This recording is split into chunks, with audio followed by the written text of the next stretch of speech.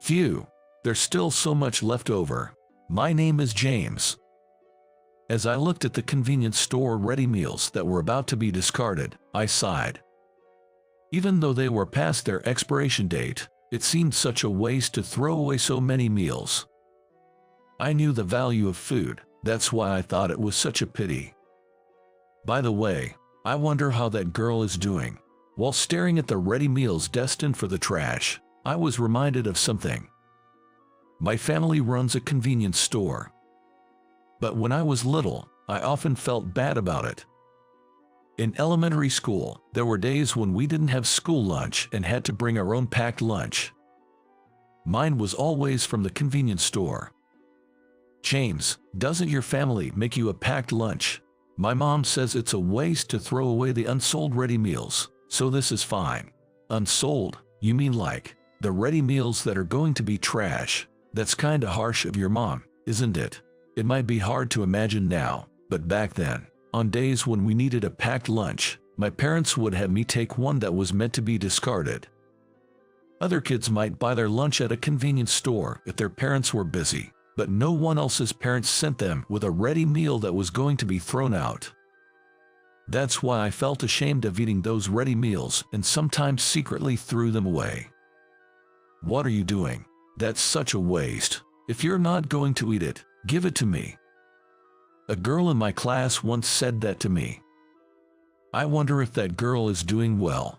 As I took the unsold ready meals to the trash area behind the store, I muttered to myself, "Are you going to throw away that ready meal? What a waste." Suddenly, I heard a voice from behind me. When I turned around, there was a woman without a hint of makeup, smiling at me.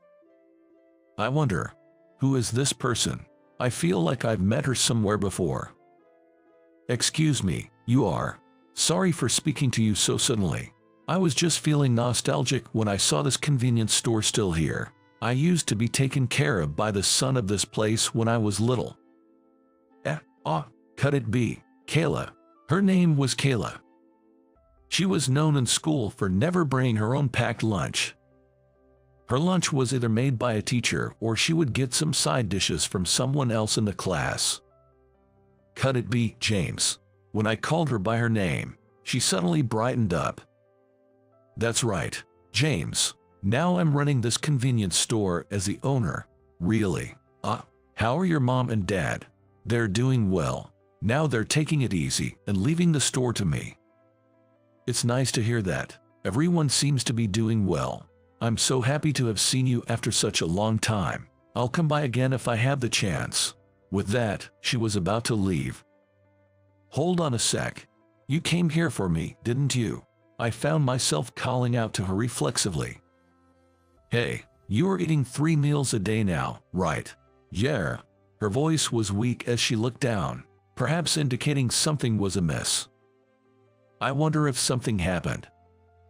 I thought it might be better to steer the conversation elsewhere for the moment, so I changed the subject.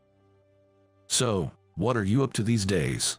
Oh, now, I'm a CEO. Pretty cool, huh? It's tough because I'm barely paying myself a salary due to the red ink. But hey, wait, Kayla, you're a CEO.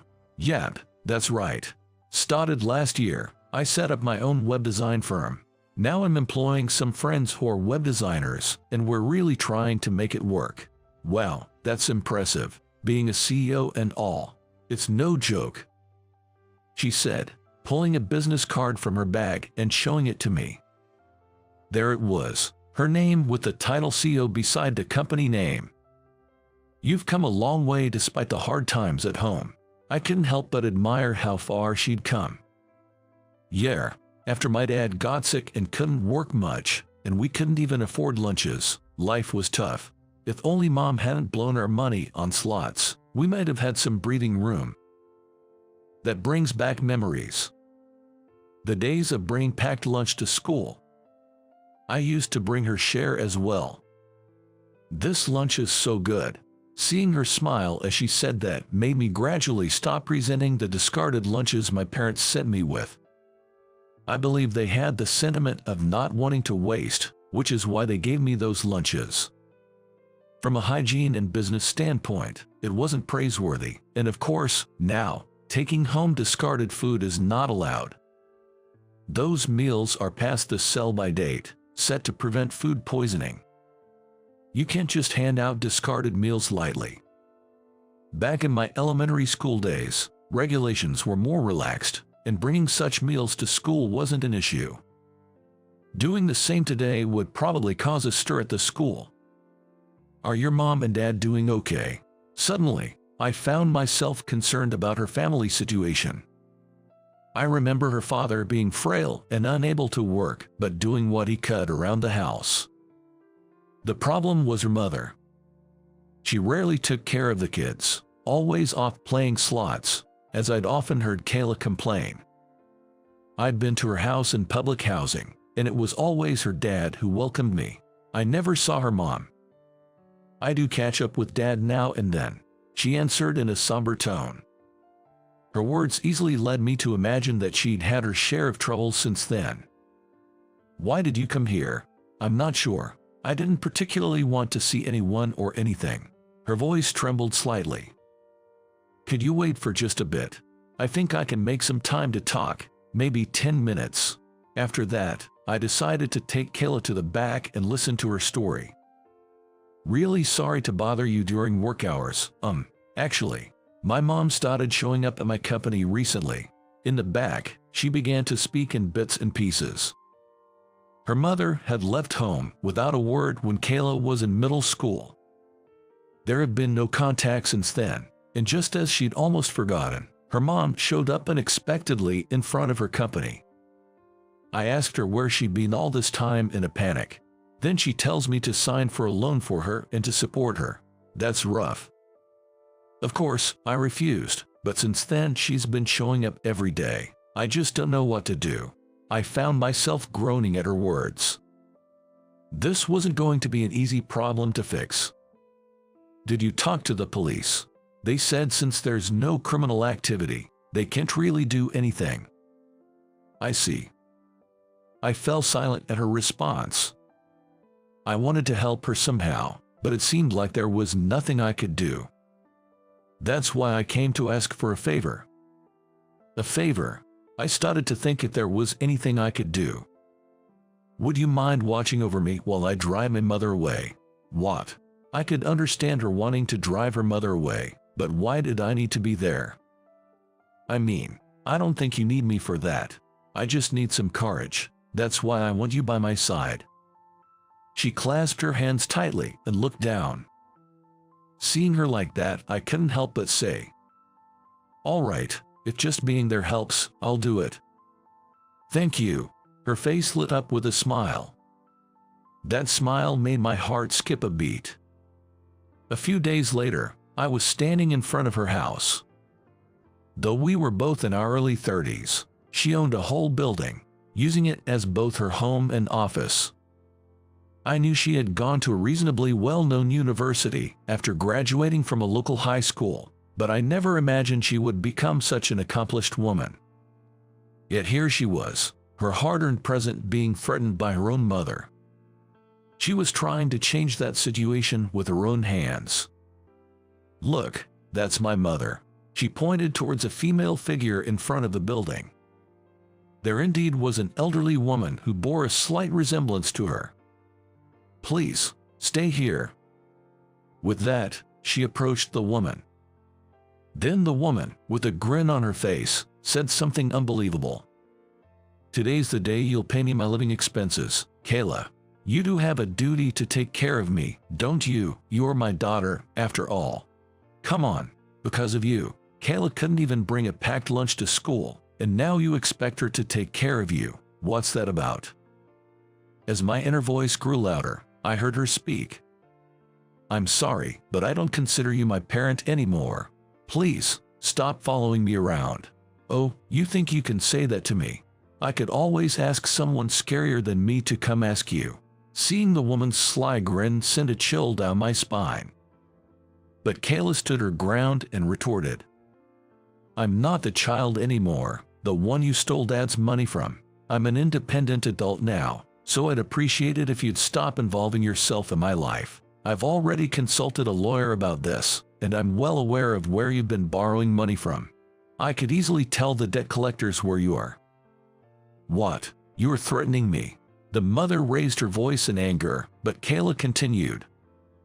"This is a proposal. If you stay away from me, you can live peacefully. What do you say?" She held her mother's gaze and went on. "I've also met a few people who say you've run off with their money. Would you like me to tell them where you are too? How did you get that kind of information? I'm not just a child who obeys you anymore. Don't underestimate me." "What? You're getting too big for your boots." Her mother glared at her and spat out those words.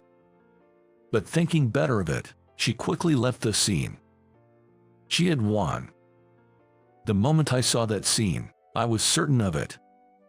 But in the next instant, for some reason, her mother turned around and swung her arm high. Her eyes widened. At that moment, my body moved on its own. I grabbed the arm that was about to slap her cheek and glared at her mother. "Hey, what do you think you're doing? Just a friend of hers. Go ahead, hit her if you want, but I'll be calling the cops then, okay? Ach, do whatever you want." Her mother shook off my hand and fled the scene as if running away. "Kayla, are you all right?" I rushed over to Kayla, who was behind me. She stood there dumbfounded. "Yeah, I'm fine," and she gave me a deflated reply. Afterward, she took me to a nearby restaurant. She wanted to treat me to a meal as a thank you. "I never thought I'd be protected by you. Sorry, I just acted without thinking." "No, I'm just thinking. This is the second time you've protected me." "Was there another time before?" "Yeah, I was so embarrassed that I couldn't bring a packed lunch to school, but then you started bringing an extra lunch for me, and I was truly grateful. I didn't have to rely on teachers or anyone else anymore. Really, I was so thankful to you back then, James." "Nah, I just did what I could." "Yeah, you always said that whenever I thanked you." Remembering those words, that's why I was able to stand up to my mom today. Kayla, I never imagined that the lunches I shared with her back then gave her such courage. "Hey, do you think we could meet up once in a while? I feel like I could become stronger if I'm around you." "Of course, I'm there for you anytime." I smiled in response to her words. "And there's one more thing I want to ask you." "What is it?" "At my workplace, we've been passing on food that people have at home, stuff that's close to expiration, to a kid's kitchen run by an acquaintance. If you could." Yeah, of course, I'll help. I've got things like instant noodles and ready-to-eat meals stocked up. I'll ask my folks about it when I get home. Maybe even talk to the deli about it." Really? That make me so happy. Throwing away leftovers is a waste, not just in terms of effort, but money for the store too. Personally, I hate waste, because, you know, it's just too wasteful, right? We inadvertently looked at each other and laughed. That evening, when I got home and told my parents about Kayla, my mom said, "That girl has really grown up, becoming quite the businesswoman now." It does feel pretty good. They both remember the lunch issue from when I was in elementary school.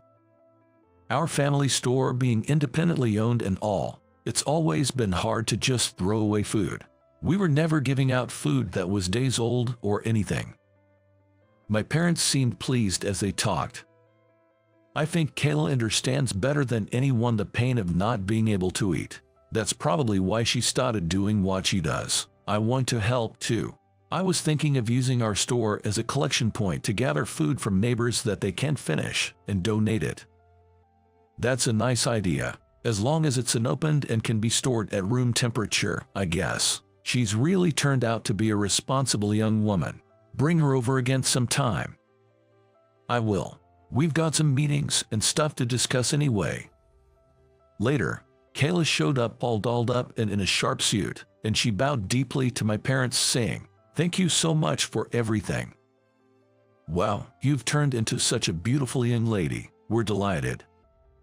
I grew up on the meals from here, so it's probably thanks to that. My dad sends his regards to you too. How is your father doing? He's been able to get out more on my days off recently." Someday, he wants to come over and thank you properly," Kayla said while handing over a box of pastries to my mom. And just like that, our family reconnected with her after several decades.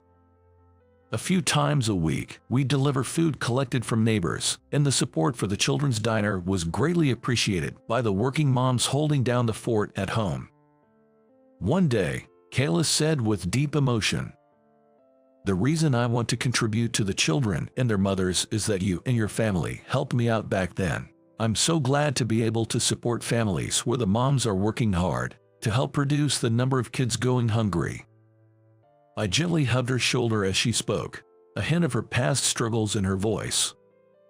Our efforts were later featured in the news as a contribution to the community, and eventually, we were both honored by the local government. Now we are working hard together to establish a food bank. We've made a pact to deliver smiles to the children who are suffering from hunger. That's the promise we've made to each other.